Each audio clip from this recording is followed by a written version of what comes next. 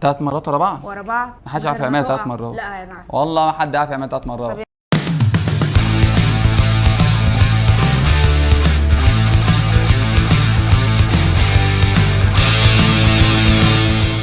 صباح الخير او مساء الخير على حسب ما بتشوفونا. التحدي بتاع النهارده تحدي معروف، اي حد عارف بس مش اي حد يعمله صح. التحدي بتاع النهارده تحدي سهل ومعروف، الازازه وثلاث مرات 3 مرات ورا بعض. ورا بعض ما حدش عارف يعملها 3 مرات. لا انا عارف والله ما حد عارف يعملها 3 مرات. طب يلا تعالى نعملها. طب يلا بينا. يلا تحدي الازازه. انا هطلع. فين ازازتك؟ اهي هي على قد. يلا يا عم. ها يس واحد يس اثنين. ثانية لسه واحدة. التحدي ثلاث مرات يا 3 مرات. لا مش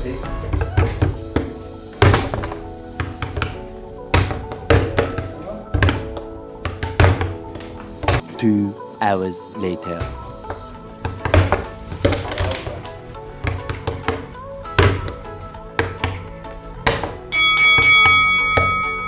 ولو عايز تعرف ازاي هتعمل معانا التحدي ده، المفروض ان انت هتجيب ازازه صغيره بقى ولا كبيره اي حاجه، وتقلبها كده تعملها 3 مرات ورا بعض، ولو وقعت مره هتعيد من الاول.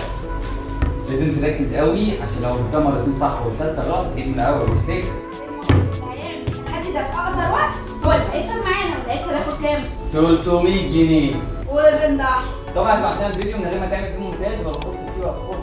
طب تمام بتعمل فيها ايه؟ انا ما اعرفش انا بتهزر ولا